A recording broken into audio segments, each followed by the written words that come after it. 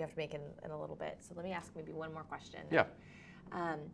So as you were developing this, is this something that you are doing on your own, or are you doing this kind of as with a company, like going in and doing this investment? Did you design this, or this is how you're spending most of your time, or are you working with somebody or No, for somebody? this is really how I'm spending. Yeah. I love that. Yeah. Whatever Okay. time How did you choose to do that? Has this just the opportunities here? I have the experience. I have the resource. Has this been a goal for you?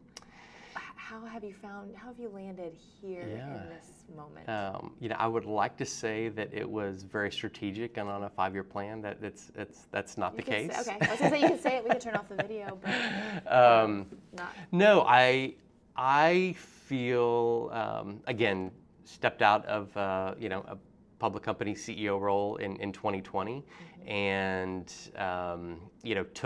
took really at least 6 months was kind of my notion of don't agree to anything, don't buy anything, don't invest in anything for those 6 months. Interestingly, that turned out to be during COVID, which was an interesting scenario. I think it did help. Okay. It definitely did help the world because was shut down, so you couldn't. There was nothing new going on right at that time, so that was helpful. But then just understanding skill set and I think people that I was engaging with, it just kind of stirred my heart. I've always, probably debated is not a good word, but tried to figure out what this intersection of faith and business looks like, and how to break down this kind of sacred secular divide, because I don't think there is one. Yeah. And so the notion of I'm gonna make money here and give it away over here never really resonated with me. So there were definitely some things in life that I look back and I'd say this is a kind of culmination of all that, of understanding I'm a steward, none of this is mine anyway. Two, God calls us to, see His kingdom here on earth. How do we engage in that? And then, this kind of understanding of moving, upstream in the process and job creation and, again, for-profit businesses that are redeeming broken places is a really fun place to break into. So I think I found myself on these pieces converging, and then just really enjoying the time of engaging with entrepreneurs or founders or business leaders that are, wanting to do good things and willing to re-risk at the end of the day, because we all understand we're not in control. And so how do we re-risk and see more God's kingdom here on earth? So cool. Well, thank you for sharing that. And it's fun to just see where you are and see what's led you to this. And there's so much more to come. So I'll say, however, my team or Corey and I or Cove or just any ways that we can support you in this or walk with you in this. I love seeing work and intelligence and enterprise just come together with God's kingdom in being a part of what His plan is, and being able to just walk out our little segment of that. You talked about infinite and finite.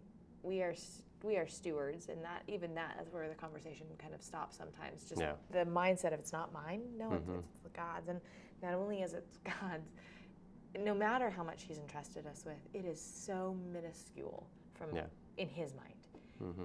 He wants our hearts. He wants how He's crafted us to be a part of His story and honoring Him and making His name great. And so I just love getting to see that mix in business.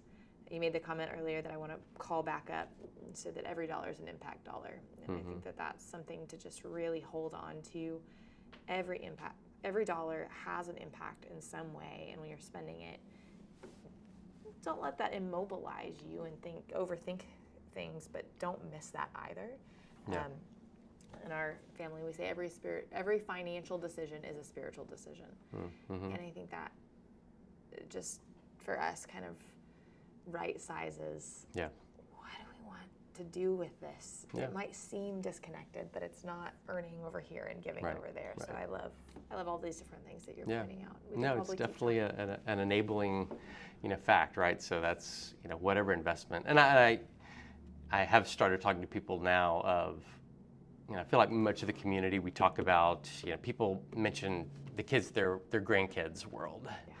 I'm like, I still feel like that's short-sighted. So I've started, thinking in terms of my grandkids. That's, I mean, I'm investing in companies, and again, these can be public, whatever it is, right? But are these the people? Are these the places? Are these the entities that I want creating the world that my grandkids live in? And it's just helped to reframe a little bit for me, my grandkids, my current money it won't have anything to do with it, right? And so, but are we putting things in place that really have a place where they see God's kingdom at work? So good. Out of curiosity, do you know your grandparents' names? No. Might. Okay. Do you know any of your grandparents' names? Barely know my grandparents' names. I can probably come up with my grandparents' mom's names. Yeah. But certainly not grandparents. And to your point at the very beginning, so much of philanthropy, so much of just generosity is, how do I get names on buildings? Well, if your family's not going to know your own name, right, by the time that these dollars come to fruition, it's so not about you. Yeah. It's so much more about, there is legacy in that. And that is real. That is the momentum that has built over generations, positively or negatively. Yeah. And that's not to be missed. But it's not really about our name at all when our family, Yeah. I mean, we can't reach back, and we could probably, there's a lot of genealogies that we could probably Right. go look at, but Right. names don't matter as much as legacy. So Yeah. thank Absolutely. you, Matt, Thank so you. much for being here. Enjoyed the for doing conversation. this. Me too. Yeah. Well, Thank you. look forward to more. Oh, this is, we just realized, you know what, you're giving time, and we want to have some thank you. So this Thank is you. one of our favorite things. So this is a space pen. It's a Fisher space pen. So if you find yourself hanging upside down, you can write a note. Okay. At Very any nice. angle. Okay. We like it because even though it's shiny and pretty, as you use it, it's going to start tarnishing just simply because of the oil on your skin. And it just reminds us that everything that's gold and everything that's shiny, it's all going to tarnish over time, and it's only what we do for the kingdom that matters. So we kind of, Corey has used those pens almost exclusively for a long time, and we realized, you know what, we just want to give those out, and thank you for the things that you're doing that are lasting. Very good. Thank you very much. You're welcome. Okay. All right, are you going to have time to make your call? Yes.